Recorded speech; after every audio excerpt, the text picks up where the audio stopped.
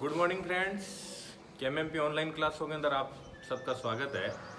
Class 12th के अंदर अपने पास यूनिट फर्स्ट चल रहा था ठोस अवस्था। इस ठोस अवस्था के अंदर आपको सबसे पहले ठोसों के प्रकार बढ़ा दिए गए, क्रिस्टल या क्रिस्टलीय ठोसों में अंतर बता दिए।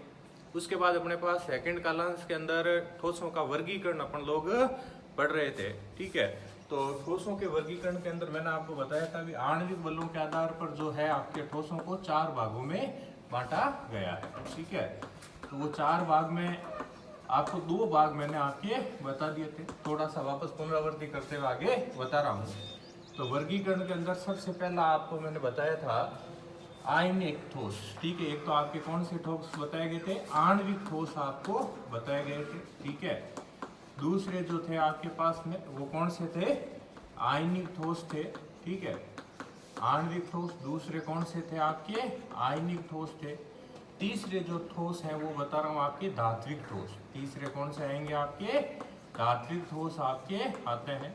और ठोसों का जो चौथा प्रकार आता है वो आता है आपके सहसंयोजी ठोस या आपके नेटवर्क ठोस। चौथा कौन सा आता है, सहसंयोजी ठोस, या जिसे अपन लोग क्या कहते हैं, नेटवर्क ठोस भी कहते हैं। तो देखिए, सबसे पहले आपके आणविक ठोसों की यदि अपन लोग बात करें तो इसको भी अगर आपको ध्यान हो तो मैंने 3 कैटेगरी इसके अंदर आपको बताई थी। सबसे पहले बताया था अध्रुवीय आणविक ठोस। पहला कौन सा था अपने पास में, अध्रुवीय आणविक ठोस थे। ठीक है, जिसमें अगर आपको ध्यान हो, उदाहरण जैसे हाइड्रोजन वगैरह है, Cl2 वगैरह है, I2 वगैरह है ना, उत्कृष्ट गैस वगैरह, इसके उदाहरण आपको बताए थे। ठीक है, इसी तरह से आपकी सेकंड कैटेगरी थी ध्रुवीय आणविक ठोस। सेकंड कौन सी थी आपके, ध्रुवीय आणविक ठोस थे, जिसमें सल्फर डाइऑक्साइड वगैरह है, अमोनिया वगैरह है, HCl वगैरह बताए थे। और तीसरे थे आपके हाइड्रोजन बंधित ठोस। तीसरे कौन से थे आपके, हाइड्रोजन बंधित क्या होते हैं आपके, ठोस होते हैं। ठीक है, हाइड्रोजन बंधित ठोसों के अंदर जैसे आपको बताया होगा H2 वगैरह है, इसमें भी NH3 वगैरह है, HF वगैरह है, ये सब कैसे हैं भाई, हाइड्रोजन बंधित ठोस होते हैं। ठीक है, तो ये कैटेगरी कौन सी थी आपके, आणविक ठोसों की थी। दूसरी कौन सी बताई थी आपके, आयनिक ठोस। आपको बताया होगा जिनके अवयवी कण क्या थे, आयन होते हैं। और विशेषकर इसका जो एग्जाम्पल वगैरह है NaCl वगैरह आपको बताया गया था। ठीक है भाई, अब आज का जो अपने पास है जिन ठोसों के बारे में अपन बात करेंगे वो ठोस कौन से हैं आपके, धात्विक ठोस। कौन से ठोस हैं आपके, धात्विक ठोस। तो सबसे पहले इनके बारे में कुछ एक करैक्टर आपको बता देता हूँ। धात्विक ठोसों की यदि बात करें तो इसके अंदर क्या है, धातुओं को शामिल किया गया है। इसके अंदर किसको शामिल किया गया है, धात्विक ठोसों के अंदर किसे शामिल किया गया है, धातुओं को शामिल किया जाता है। और अपन सब जानते हैं धातुओं के संयोजी कोश में क्या पाया जाता है, मुक्त इलेक्ट्रॉन पाया जाता है। धातुओं के संयोजी कोश में क्या उपस्थित होते हैं आपके, मुक्त इलेक्ट्रॉन क्या है, उपस्थित होते हैं। जब इन पर अपन क्या है, विभव लगाते हैं तो ये इलेक्ट्रॉन क्या है, निम्न विभव से या विद्युतीय क्षेत्र उत्पन्न करता है। तो ये इलेक्ट्रॉन क्या है, निम्न विभव से उच्च विभव की ओर गति करते हैं और विद्युत धारा इसके क्या है, विपरीत बहती है। ठीक है भाई, तो धातुओं के संयोजी कोश में क्या उपस्थित होते हैं, मुक्त इलेक्ट्रॉन उपस्थित होते हैं। इसके अलावा और धात्विक ठोसों के क्या गुण हो सकते हैं, बड़ी ध्यान से समझिए। धात्विक ठोस यानी धातुएं, तो अपन सब जानते हैं अधिकांश धातुएं जो होती है वो कौन सी अवस्था में होती है, ठोस अवस्था में। धातुएं कौन सी अवस्था में होती है आपके, ठोस अवस्था में आपके पाई जाती है। लेकिन अपन एक जानते हैं, एक अपवाद भी इसका, पारा। पारा कौन सी अवस्था में होता है, द्रव अवस्था में। अधिकांश धातुएं ठोस अवस्था में है, लेकिन पारा इसका क्या है आपके, अपवाद होता है। क्या होता है, पारा कौन सी अवस्था में होता है, द्रव अवस्था के अंदर आपके होता है। इसके अलावा इन धात्विक ठोसों के जो गलनांक व कथनांक के मान है वो क्या होते हैं आपके, उच्च होते हैं। धात्विक ठोसों के गलनांक व कथनांक के मान क्या होते हैं भाई, आपके उच्च होते हैं। इसके अलावा अपन सभी जानते हैं, भी मैंने आपको बताया था, इनके संयोजी कोश में मुक्त इलेक्ट्रॉन है, इसीलिए ये विद्युत के क्या होते हैं आपके, सुचालक होते हैं। ठीक है भाई, इनके संयोजी कोश में मुक्त इलेक्ट्रॉन पाया जाता है, इसीलिए विद्युत के क्या है आपके, सुचालक होते हैं। ठीक है, तो संयोजी कोश में मुक्त इलेक्ट्रॉन है, ठोस अवस्था में होते हैं। इसके अलावा आपके विद्युत के क्या है, सुचालक हैं। गलनांक कथनांक के मान क्या है, इनके उच्च होते हैं। और भी अपन जानते हैं, देखिए धात्विक ठोसों के और क्या कैरेक्टर हो सकते हैं। और करेक्टर के अंदर आपको बताऊं, दो या दो से अधिक धातुएं मिलकर, दो या दो से अधिक धातुएं मिलकर क्या बना सकती है? मिश्र धातुएं बना सकती है। दो या दो से अधिक धातुएं मिलकर क्या बना सकती है? मिश्र धातुएं आपके बना सकती है। क्या बना सकती है भाई? मिश्र धातु आपके बना सकती है। ठीक है, और बताऊं मैं आपको धात्विक ठोसों के गुणों के अंदर, धात्विक ठोस जो होते हैं ना, ये क्या होते हैं आपके, इनमें एक गुण पाया जाता है, ये आघात वर्धनीय होते हैं। ये कैसे होते हैं आपके? आघात वर्धनीय होते हैं, तथा इनमें क्या है? तन्यता का गुण पाया जाता है। आघात वर्धनीय होते हैं, और कौन सा गुण पाया जाता है? तन्यता का गुण पाया जाता है। आघात वर्धनीय का मतलब होता है इनको आघात पहुंचाकर, चोट पहुंचाकर इनके आकार को बदला जा सकता है। जैसे अपन सब जानते हैं, सोने का आकार सोनार बदल देता है, और लोहे का आकार क्या है आपके? लोहार बदल देता है। ठोक पीट कर इनके आकार को क्या किया जा सकता है? बदला जा सकता है। ठीक है भाई, एग्जाम्पल की बात करें तो आप कोई भी धातु का एग्जाम्पल इसमें दे सकते हैं। जैसे मान लीजिए कॉपर वगैरह है, लोहा वगैरह है, एल्यूमिनियम वगैरह है, ठीक है ना भाई, सोना है, चांदी है, ये सब किस ठोसों के अंतर्गत आते हैं? आपके धात्विक ठोसों के अंतर्गत आते हैं। ठीक है भाई, ये सब किसके अंदर आते हैं? धात्विक ठोसों के अंदर आपके आते हैं। तो ये आपके ठोसों के वर्गीकरण के अंदर तीसरा पार्ट हो जाता है, कौन सा भी? आपके धात्विक ठोस। उसके बाद अब अपने पास जो इसका चौथा भाग है वो है सहसंयोजी ठोस या नेटवर्क ठोस। चौथा भाग कौन सा है? सहसंयोजी ठोस, या क्या है आपके? नेटवर्क ठोस के बारे में अपन लोग बात कर रहे हैं। तो सबसे पहले तो एक बात बता देता हूं, सहसंयोजी ठोसों के जो अवयवी कण होते हैं वो परमाणु होते हैं। क्या होते हैं आपके? सहसंयोजी ठोसों के अवयवी कण क्या होते हैं? परमाणु होते हैं, तथा इनके मध्य कौन सा बंध है? नाम से ही पता चल जाता है, सहसंयोजक बंध पाया जाता है। इनके मध्य कौन सा बंध पाया जाता है भाई? आपके सहसंयोजक ठोसों के मध्य कौन सा बंध होता है? सहसंयोजक बंध आपके पाया जाता है। अपन सब जानते हैं जो अधिक प्रबल तथा जिसमें दिशात्मक गुण होता है, ठीक है ना, ये क्या है? प्रबल तथा कैसा गुण वाला होता है भाई? दिशात्मक गुण वाला आपके होता है। ठीक है भाई, प्रबल गुण और कैसा है? दिशात्मक गुणों वाला आपके सहसंयोजी ठोस होते हैं। और बताऊं मैं आपको, अब प्रबल है तो नाम से ही पता चल जाएगा भी आपके गलनांक क्वथनांक के मान क्या होंगे? कुछ होंगे। ठीक है भाई, गलनांक क्वथनांक के मान क्या होते हैं? आपके उच्च होते हैं। और बात करते हैं सामान्यतः जो सहसंयोजी ठोस होते हैं ये विद्युत के क्या होते हैं? कुचालक होते हैं। सहसंयोजी ठोस जो है वो क्या है आपके? विद्युत के क्या है आपके? कुचालक होते हैं। लेकिन इसमें एक अपवाद है, ये ध्यान रखना आप लोग। सहसंयोजी ठोस विद्युत के क्या है? कुचालक होते हैं, लेकिन इसमें भी एक अपवाद है, वो अपवाद है ग्रेफाइट। क्या है आपके? वो अपवाद कौन सा होता है भाई? आपके ग्रेफाइट होता है। अपन सब जानते हैं ग्रेफाइट विद्युत का क्या होता है? सुचालक होता है। क्या होता है? सुचालक। अब सहसंयोजी ठोसों के उदाहरण देखो, कई बार मैं आपको कहता हूँ इन ठोसों के अंदर क्या है, एग्जाम्पल आपको जरूर पूछे जाते हैं। तो सहसंयोजी ठोसों के उदाहरण की यदि बात करें तो उदाहरण के अंदर एक तो सबसे बढ़िया उदाहरण है सिलिकॉन कार्बाइड। कौन सा एग्जाम्पल मिलेगा? सिलिकॉन क्या है? कार्बाइड है। इसके अलावा हीरा है, ग्रेफाइट है, इसके एग्जाम्पल आपके होते हैं। क्या है आपके? हीरा है, इसके अलावा क्या है आपके? ग्रेफाइट वगैरह सहसंयोजी ठोसों के उदाहरण आपके होते हैं।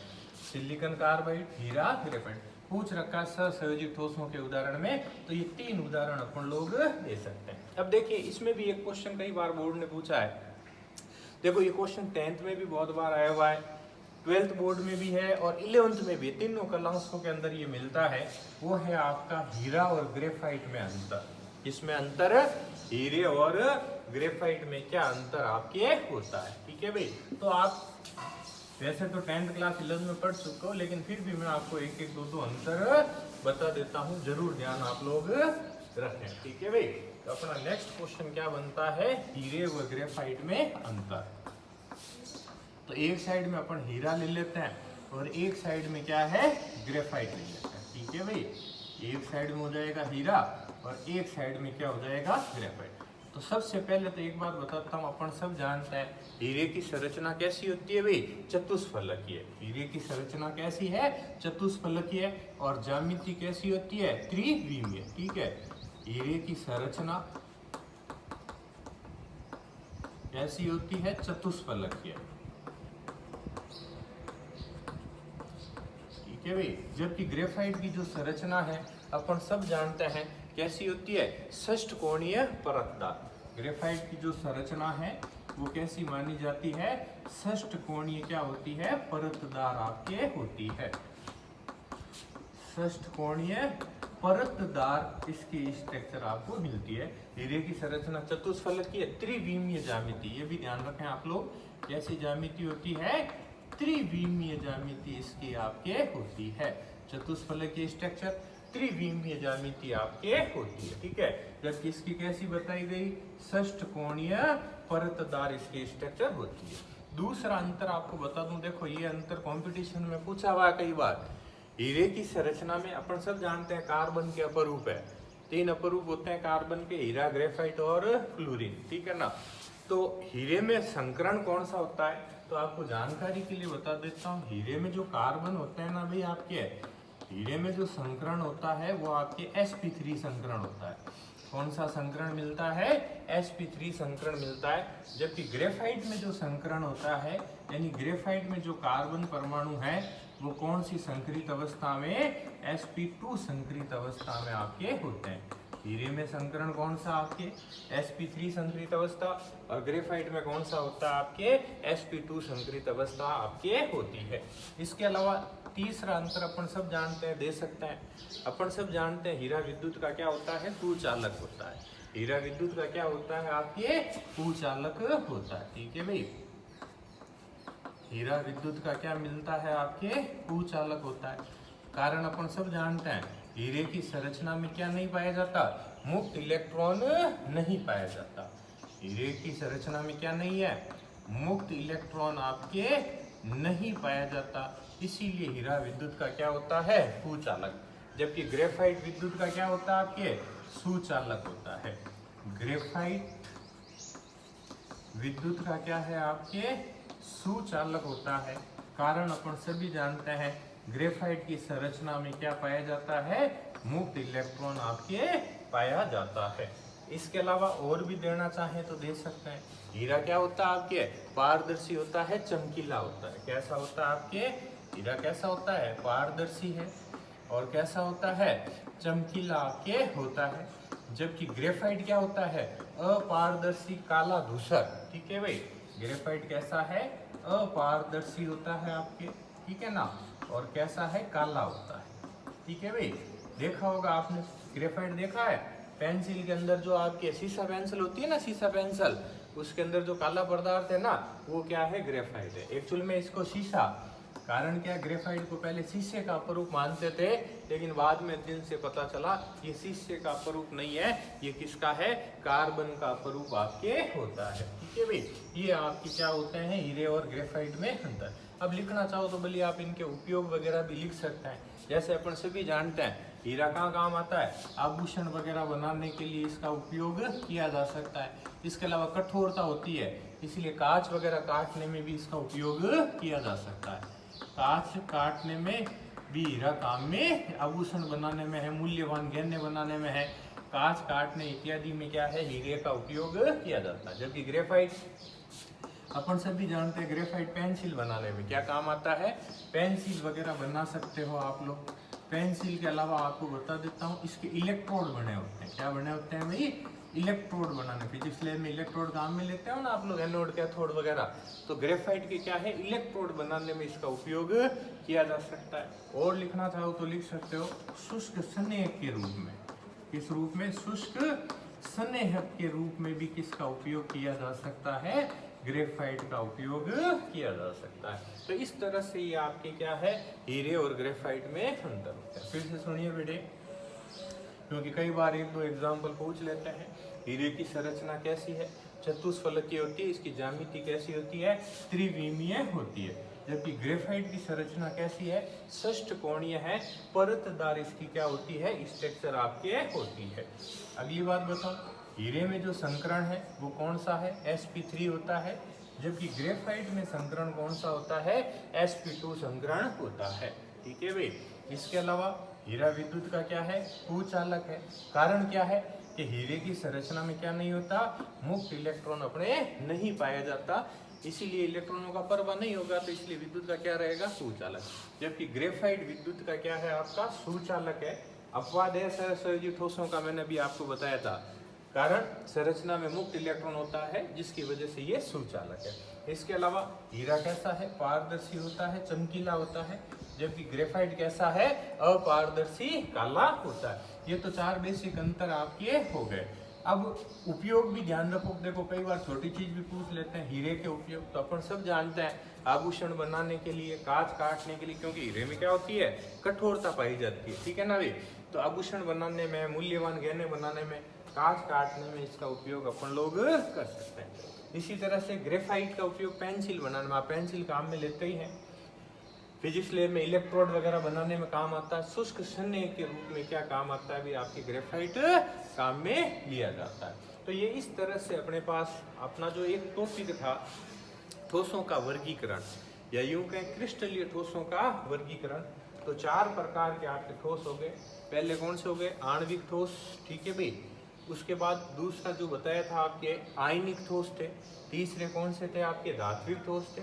चौथे कौन से थे, सहसंयोजी ठोस आपके थे। ठीक है ना। और आणविक ठोसों के अंदर कौन से आपके, अध्रुवीय आणविक ठोस, ध्रुवीय आणविक ठोस और हाइड्रोजन बंधित आणविक ठोस आपके थे। तो देखो इसमें जो एग्जाम्पल है ना, वो आप जरूर याद रखें, हर ठोस का एग्जाम्पल जरूर ध्यान रखें। कई बार आपके पेपर के शुरू में ही इन ठोसों के क्या पूछ लिए जाते हैं, एग्जाम्पल आपके पूछ लिए जाते हैं। अब देखिए अपने पास जो आगे बात रहेगी, अगले पीरियड के अंदर अपन जो बात करेंगे, वो बात करेंगे क्रिस्टलीय जालक के बारे में। किसके बारे में बात करेंगे, क्रिस्टलीय जालक के बारे में बात करेंगे। क्रिस्टलीय जालक में आपको बताऊं मैं, उसकी एक कोष्ठिका जो होती है उसके बारे में अपने को बात करनी। ठीक है, तो क्या होगा, एक कोष्ठिका के पैरामीटर्स क्या होते हैं। ठीक है, एक कोष्ठिका में जो अवयवी कण है उनकी गणना कैसे होती है, या कितने प्रकार की एक कोष्ठिका बनती है, उन सब के बारे में अपन लोग चर्चा करेंगे। ठीक है भाई, तो आज की कालांश के अंदर इतना ही। धन्यवाद।